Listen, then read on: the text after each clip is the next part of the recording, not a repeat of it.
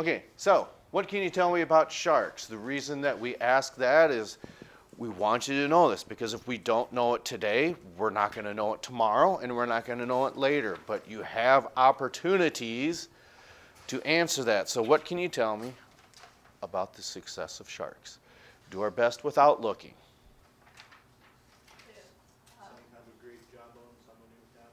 Okay, so what's the significance about that jaw? Yeah, they got a very powerful and muscular jaw. Is there something else about that? Yeah, they've got sharp teeth with serrated edges, okay? So that means they would be very good at food gathering, but that's only if they can get a hold of their prey item. So they have to find it first. So what is it that they have that can aid them with food gathering? I can't hear you.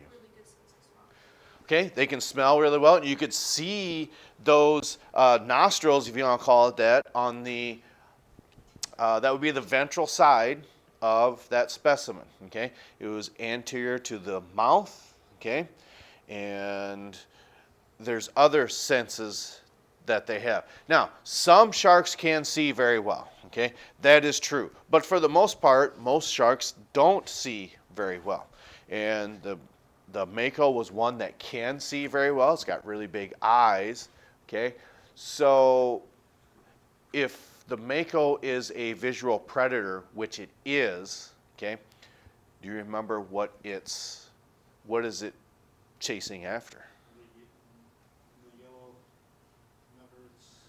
The yellowfin tuna, and that is significant.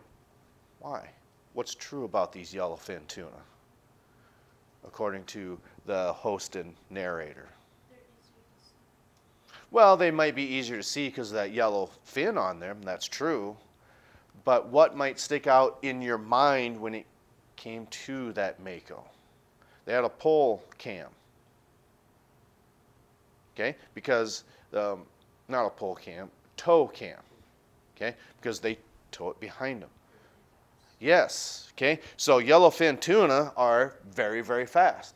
So you're going to want to be able to see them and be able to be as fast, if not faster, than that yellowfin tuna. That is a successful trait just for those animals. But there's other types of senses that these animals have. And it was that experiment that he did with the pole cam. He said, here's a pole with a camera on it. And he took some plexiglass, set it on the, if you want to call it not the floor, but the ground inside that, I don't know if you want to call it an aquarium. He says, I can't walk around in here because I'll just keep disturbing the sediment and it'll just become cloudy and won't be able to see anything.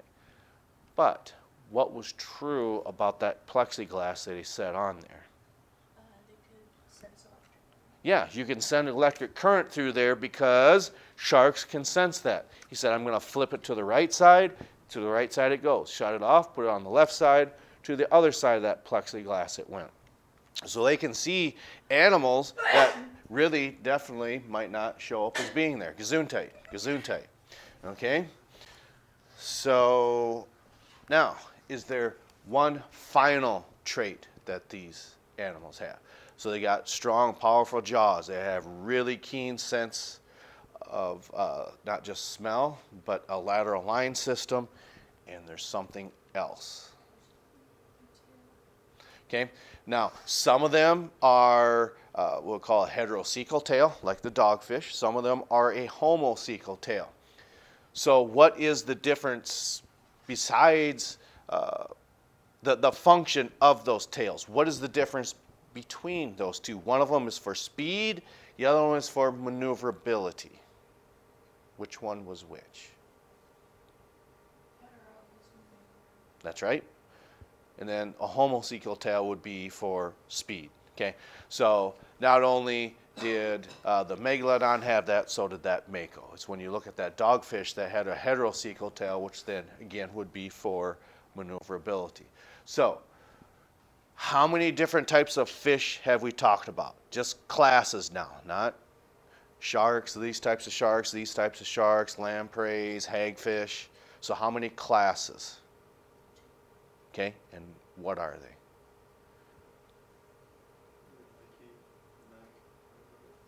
Okay, so you're probably trying to say Maxini. What is significant about those?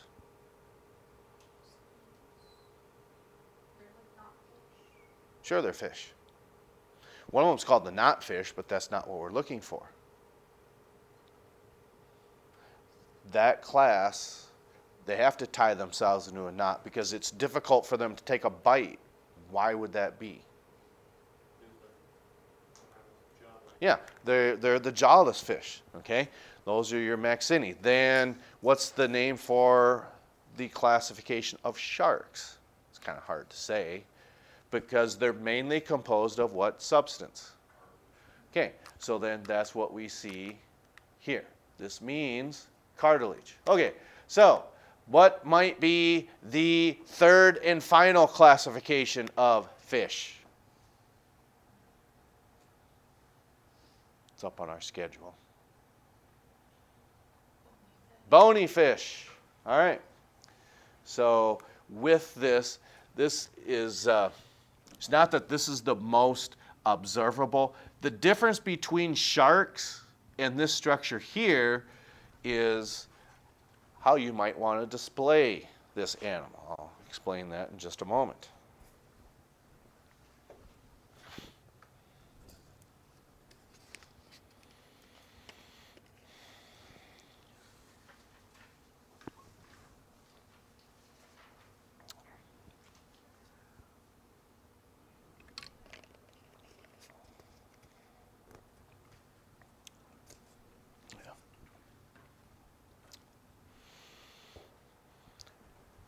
And like I think it's how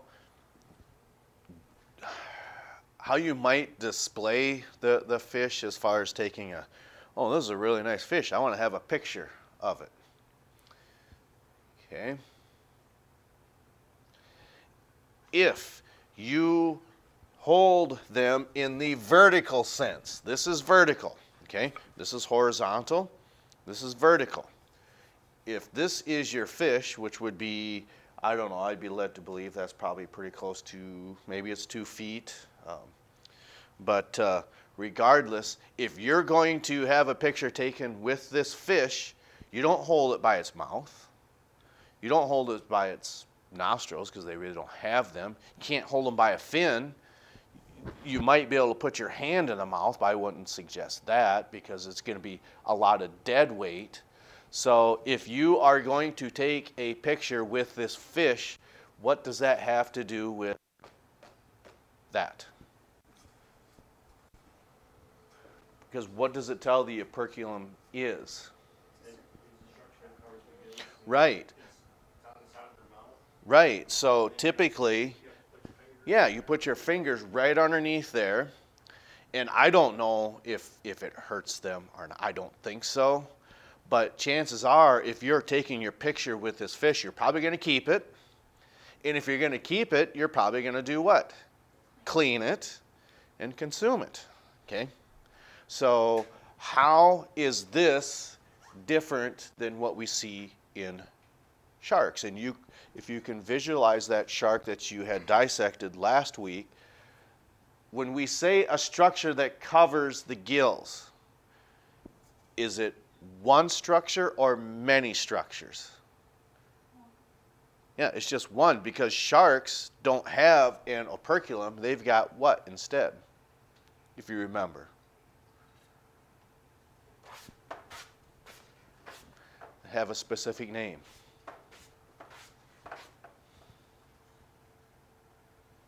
Starts with an S. Gill something.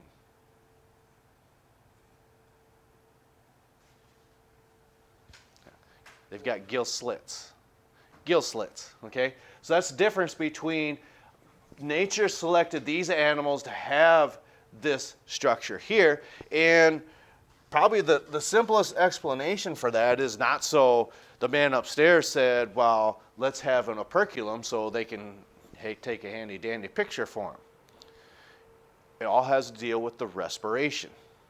How is, they both breathe with gills. We will well, not saying submit to that, but stipulate that. But how's the respiration different between sharks as opposed to bony fish? Two things that are different. Do bony fish sink in water? No. Well, they can, but it's not a natural occurrence where it is with sharks because they're heavier than water. But with these, do they swim with their mouth open?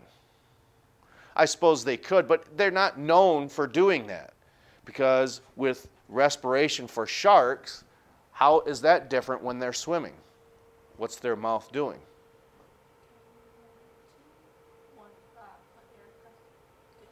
Yeah, they're going to diffuse, the oxygen will diffuse, okay, from the water into their gills. But how does that water get to the gill surface? How are they swimming? Yeah, with their mouth open. So water can enter through the mouth and exit through the gill slits, okay? With these animals, yes, it's true, their mouth is going to be open, but open, closed, open, closed, open, closed. Then when it opens, perculum shut, okay? The jaw closes, the operculum's open, because what that does is then that forces that water through those gill slits. So it's still breathing with gills, but it's a totally different reason that you wouldn't expect. Because certain fish, do they need to change their depth? No, they don't. They have a different way for compensating for that. And it's called a gas gland or a swim bladder. We'll get to that at a later time.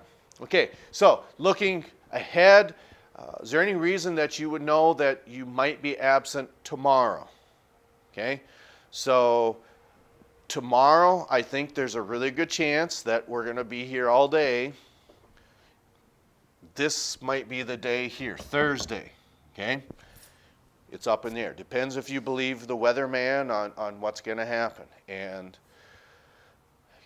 you know, I'm not saying that we want to cancel school or close school or go 2 hours late, but one of the things you have to keep in mind is some of these country roads, some of them are going to be more difficult to pass through, and I saw that firsthand this morning. Almost got stuck.